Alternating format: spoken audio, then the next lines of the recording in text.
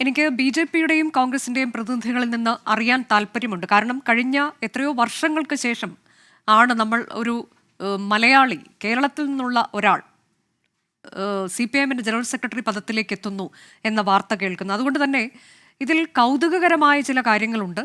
പ്രത്യേകിച്ച് ദേശീയ തലത്തിലൊക്കെ തെരഞ്ഞെടുപ്പിനെ നേരിടുമ്പോൾ അതെങ്ങനെയാകും എന്നുള്ളതിലെ കൗതുകമുണ്ട്. കേരളത്തിൽ നിന്നാകുമ്പോൾ കേരളത്തിൽ അത് ഏത് തരത്തിലേക്ക് എന്നൊക്കെയുള്ളതിൻ്റെ വലിയ കൗതുകം അവിടെ ബാക്കി നിൽക്കുകയാണ്. അങ്ങനെ ഒരു അപൂർവത എന്നത് കൂടി നമ്മൾ ഇത്തവണ എടുത്തു പറയേണ്ടുന്ന ഒന്നാണ്. അപ്പോൾ എനിക്കറിയാൻ താല്പര്യമുണ്ട്, എന്താണ് കോൺഗ്രസ് ഒപ്പം തന്നെ BJP ഈ ഒരു മാറ്റത്തെ ഏത് തരത്തിലേക്ക് കാണുന്നു? MA ബേബി അമരത്തേക്ക് എത്തുമ്പോൾ അതിനെ എങ്ങനെയാണ് കോൺഗ്രസ് നോക്കിക്കാണാൻ ആഗ്രഹിക്കുന്നത്? Advocate Anil boss.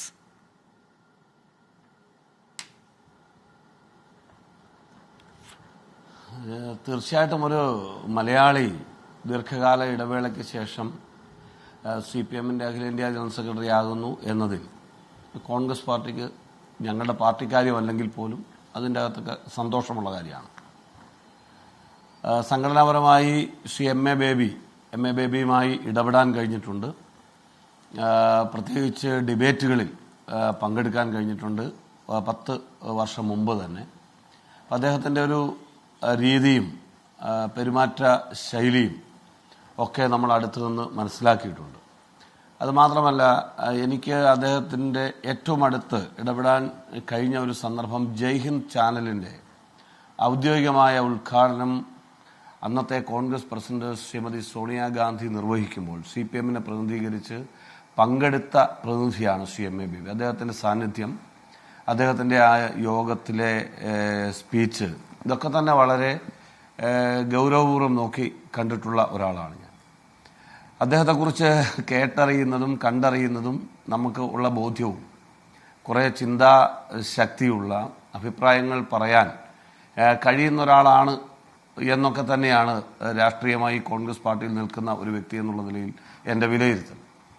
ഇവിടെ നമ്മൾ അദ്ദേഹത്തിൻ്റെ പുതിയ ഉത്തരവാദിത്വത്തിൽ അദ്ദേഹം വരുമ്പോൾ സന്തോഷം പ്രകടിപ്പിക്കുന്നു, അഭിനന്ദിക്കുന്നു. അതോടൊപ്പം തന്നെ അദ്ദേഹത്തിൻ്റെ പ്രവർത്തനങ്ങൾ എങ്ങനെയാവും എന്ന് ഞങ്ങൾ നിരീക്ഷിക്കുന്നുണ്ട്. ആ നിരീക്ഷിക്കുന്നതിൻ്റെ കാരണം CPIഎമ്മിൻ്റെ അഖിലേന്ത്യാ ജനറൽ സെക്രട്ടറിമാരായി പല ആളുകൾ വന്നിട്ടുണ്ട്. പ്രത്യേകിച്ച് എപ്പോഴും കോൺഗ്രസുമായി ദേശീയ തലത്തിൽ ഫാസിസ്റ്റ് വിരുദ്ധ പോരാട്ടത്തിന് നേതൃത്വം നൽകാൻ നല്ല രീതിയിൽ ഇടപെട്ടിട്ടുള്ള ഹർകിഷൻ സിംഗ് സുർജിത്തിനെ ഞങ്ങൾക്ക് ഓർക്കാതിരിക്കാൻ കഴിയില്ല.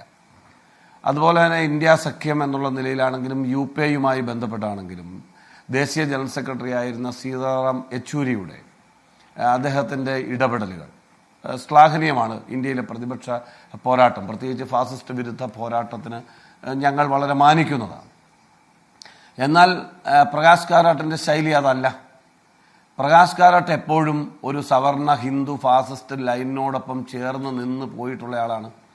ഇവരുടെ CPIഎമ്മിൻ്റെ കൊല്ലം സംസ്ഥാന സമ്മേളനത്തിൽ തന്നെ അദ്ദേഹത്തിൻ്റെ പ്രതികരണം ഫാസിസത്തെ സംബന്ധിച്ചും BJPയെ സംബന്ധിച്ചുമൊക്കെ നമ്മൾ കേട്ടതാണല്ലോ.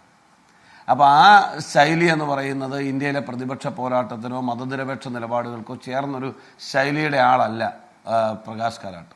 അതുപോലെ തന്നെ പ്രകാശ് കാരാട്ടിനൊപ്പം നിൽക്കുന്ന പിണറായി വിജയൻ്റെ സമീപനവും ശൈലിയും ഒരിക്കൽ പോലും, നമ്മളിപ്പോൾ മുഖ്യമന്ത്രിയെ വിമർശിക്കുമ്പോൾ പിണറായി വിജയൻ സർക്കാർ എന്നുള്ള നിലയിൽ വിമർശിക്കാറുണ്ട്.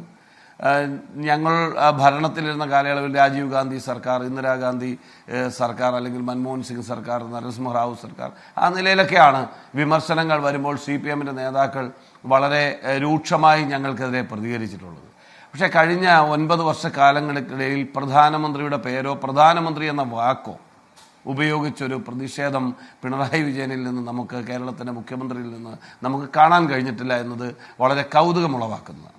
കേന്ദ്രവിരുദ്ധ സമരങ്ങൾ, കേന്ദ്രവിരുദ്ധ സമീപനങ്ങൾ, കേന്ദ്രത്തിന് ഫണ്ട് കിട്ടാത്തതുമായി കേരളത്തെ ഞെക്കിക്കൊല്ലാൻ ശ്രമിക്കുന്നു എന്നൊക്കെയുള്ള പ്രതികരണങ്ങൾ വരുമ്പോൾ 13 തവണയാണ് ഡൽഹിയിൽ നടന്നിട്ടുള്ള സമരം ഇടതുപക്ഷ മുന്നണിയുടെ സർക്കാർ മുഖ്യമന്ത്രിയുടെ നേതൃത്വത്തിൽ തന്നെ പോയി നടത്തിയിട്ടുണ്ട്. അവിടെയൊന്നും പ്രധാനമന്ത്രിയെയോ പ്രധാനമന്ത്രിയുടെ പേരോ അദ്ദേഹത്തിൻ്റെ നയങ്ങളോ ഒന്ന് പറയാൻ, പേരെടുത്ത് വിമർശിക്കാൻ പോലും തയ്യാറായിട്ടില്ല. ഉപയോഗിച്ചതൊക്കെ യൂണിയൻ ഗവൺമെൻറ് എന്നാണ്. അങ്ങനെ ഉപയോഗിക്കാൻ പാടില്ല എന്ന് ചോദിച്ചാൽ ഉപയോഗിക്കാം.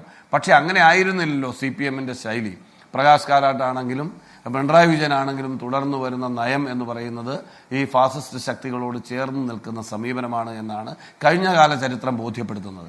അന്നൊന്നും മതിയായ മുഖ്യധാരയിൽ മുൻനിരയിൽ പോളിറ്റ് ബ്യൂറോയിൽ ഉണ്ടെങ്കിൽ പോലും റോളില്ലാതെ അല്ലെങ്കിൽ ഒരു പക്ഷേ അഭിപ്രായം പറയാൻ പിന്നെ കൂച്ചുവിലങ്ങിട്ട ഒരവസ്ഥയിലായിരുന്നു ബേബി എന്ന് പലപ്പോഴും അദ്ദേഹത്തെ അടുത്തറിയുന്ന ആളുകൾക്ക് അദ്ദേഹത്തെ മനസ്സിലാക്കാൻ ദൂരെ നിന്നും അടുത്തു നിന്നും ഒക്കെ മനസ്സിലാക്കാൻ കഴിയുന്ന ആളുകൾക്ക് തോന്നിയിട്ടുണ്ട്. അദ്ദേഹത്തിൻ്റെ അഭിപ്രായത്തിനൊക്കെ പുല്ലുവില കൽപ്പിക്കുന്ന ഒരു സ്ഥിതിയായിരുന്നു.